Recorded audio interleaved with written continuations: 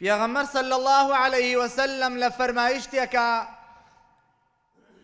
ڕوو لە هەمومان ئەکا ئەوەی کە دەسەڵاتی هەیە، ئەوەی کە دەسەڵاتدارە، ئەوەی کە مەسئولە، ئەفەرمێ كلكم راع وكلكم مسؤول عن رعيته. هەمووتان شوانن، هەمووتان لێپرسراون بەرامبەر بە ژێردەسەکانتان. أفرمي فالإمام راع على الناس، فالإمام الذي راع على الناس وهو مسؤول عن رعيته. إمام بيشوا سركردو مسؤول برپرسیار لە ژێردەسەکانیان، ئەگەر نانیان نەبوو بەرپرسیارە، ئەگەر تینوو بوون بەرپرسیارە. یعنی چی بەرپرسیارە؟ یعنی لای خوای تەعالا لێ ئەپێچرێتەوە، یعنی خوای تەعالا لێی قبوڵ ناکە. ئەبێ چی بکە؟ ئەبێ ئەم کەسە بەرپرسیارەتەکەی خۆی بە جوانی بەڕێوە ببە. ئەی ئەگەر کەسێک بەرپرسیاری چەند ملیۆن کەسێکی لەگەردنا بێ، چ بەرپرسیارەتیەک ئەگەر نەیبا بەڕێوە بە جوانی لای خوای تەعالا چەندێ تاوانبارە بێ.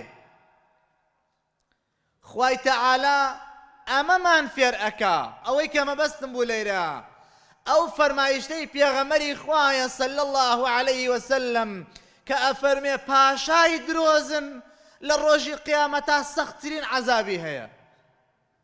ئەگەر کەسێک، ئەگەر پاشایەک، ئەگەر مەسئولێک لەگەڵ ژێردەسەکانی خۆیان ڕاستگۆ نەبێ و درۆزن بێ، بەڕاستی ئەزیزەکانم عەزابی سەختی بۆ هەیە لە لای خوای تەعالا.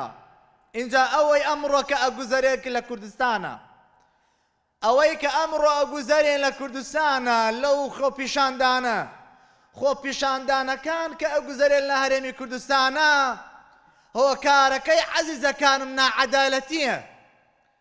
هۆکارەکەی ئەوەیە کە خەڵک برسیە، خەڵک هەژارە، خەڵک نەدارە، خەڵک نان نییە بیخوا، عائیلەکان هەندێکیان هەڵوەشانەوە، پیر پیاوی بە ساڵاچوو نیەتی، کەسیش قەرزی ناداتێ، خەڵکی کرێی خانووی نییە، خەڵک نەدار و هەژارە، خەڵکی بۆیە خۆپیشاندان ئەکا، وئیلا خەڵکی بۆ ڕاتە سەرجادە، بۆ سێنگی خۆی ئەکاتەوە و ێژە کێ هەیە بمکوژێ. ئێمە ئەوێ ئەوە بزانین، دەسەڵاتدارەکان ئەوە بزانن، لێپرسراوەکان ئەوە بزانن، لە خوێنی ئەو خەڵکە بەرپرسیارن لە خزمەتی خوای تەعالادا. کەسێک بەبێ تاوان بکوژێ، کەسێک موسڵمانێ بکوژێ، زۆرمان بیستووە کەوا کەعبە بڕووخێنی، ئەهەوانترە لە لای خوا لەوەی کە کەسێ بەبێ تاوان بکوژی. ئەی گەنجێکی خێر لە خۆ نەدی و تۆ چۆن لە دڵ و دێ تەقەیلی ئەەکەی؟ گەنجێکە کەوا تاقانەی شەش خوشکە، چۆن لە دڵ و دێ تەقەیلی بکەی؟ جەرگی دایکێک ئەسووتێنی، جەرگی باوکێک ئەسووتێنی، ئەو هەموو خوشکە بێبرا ئەەکەی، ئەو ماڵە کاولەکەی چۆن ئینسان چۆن لە دڵ دێ؟ من لێرەوە براکانم، ئێمە مەسئولیاتمان لەبەردەسایە، لێرەوە داوا لە هەموو سەرکردەکان ئەەکەین ئەوەی گوێی لێمانە بێ. تکاتان لێ ئەەکەین کەوا ئاگاتان لە خوێنی گەنجان بێ، ئاگاتان لەو خەڵکە خێر لە خۆ نەدیوە بێ، ئاگاتان لەو خەڵکە بێ پوڵ و پارە بێ، ئاگاتان لەو خەڵکە بێ کەوا ڕۆژێک لە ڕۆژان یارمەتی ئێوەی ئەدا. برایانی پۆلیس، برایانی ئاسایش، ئێوەی ڕۆڵەی ئەم وڵاتن، ئێمەش هەر ڕۆڵەی ئەم وڵاتین. ئەوە ئێمە بووین دوعامان بۆ ئەکردن کەوا سەرکەوین بەسەر داعش و فاحش و هاوشێوەکانیانە. ئێمە بووین یارمەتی پۆلیس و ئاسایشماندا، ئێمە بوو دوعای خەیرمان بۆ کردن، ئێستاش هەر دوعای خەیرتان بۆ ئەکەین.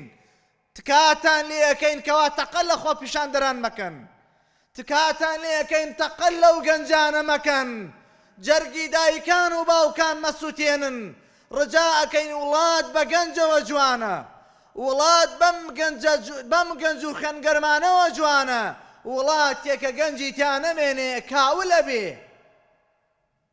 بۆیە و داوا لە گەنجانی شەکەم هەموو خۆپیشاندەران و ئازیزان داوایان لێکەین کە فەرمانگە حکومیەکان مڵکی ئێمەن، خەسەخانەکان مڵکی ئێمەن و خزمەتی ئێمە ئەکەن، هەموو ئەو شوێنانەی کە شوێنی خزمەتگوزارین خزمەتی ئێمە ئەکەن، تکاتان لێکەین مەیان سوتێنن.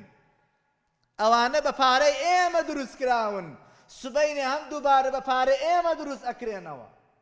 ئەوەی کە دووکەڵی تایە بڕاتە سەریا لە سەدا 110 تووشی نەخۆشی سەرەتانیەکە.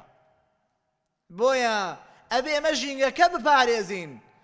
گەنجە خوێنگەرمەکان ئەو وڵاتەی خۆمان پۆلیس و ئاسایشیش هەر برای ئێمەن، با بەردیان تێنەگرین، با زاماریان نەکەین، با تەقەیان لێ نەکەین. ئەوانیش داوک و دایکیان هەیە، ئەوانیش خێزانیان هەیە، ئەوانیش مناڵیان هەیە، ئەوانیش خۆشەویستیان هەیە و چاوەڕێیان ئەکا. ئێمە هەمومان ڕۆڵەی ئەم وڵاتەین، لەژێر ئاڵایەکدا با بەحەسەینەوە.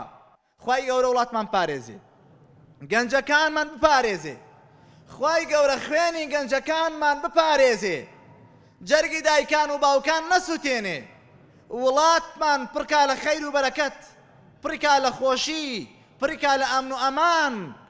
یا ڕەبی خوایە گیان دەسەڵاتدارێکی باشمان بۆ بنێری کە حکمی ئێمە بکە. یا ڕەبی خوایە لە تەپاڕێنەوە لەبەر خاتی ناوە پیرۆزەکان، یا ڕەب العالەمین لێ تەپاڕێنەوە دەسەڵاتدارێکمان بۆ بنێریکەوە عادل بێ یا ڕەب العالەمین.